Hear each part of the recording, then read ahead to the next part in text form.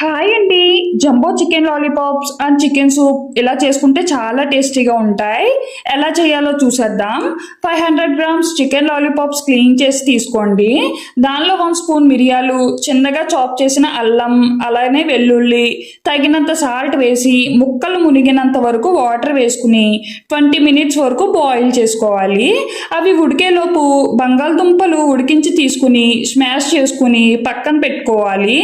ఉడికిన పీసెస్ని వాటర్ నుండి సపరేట్ చేసి ఈ వాటర్ని సూప్లా చేసుకుందాం. దీనిలో 2 స్పూన్స్ కార్న్ స్టార్చ్ వేసి అలానే చికెన్ పీసెస్ని స్మాష్ చేసి వేసుకుని బాగా ఉడికించుకుని బౌల్లోకి తీసుకుంటే రెడీ.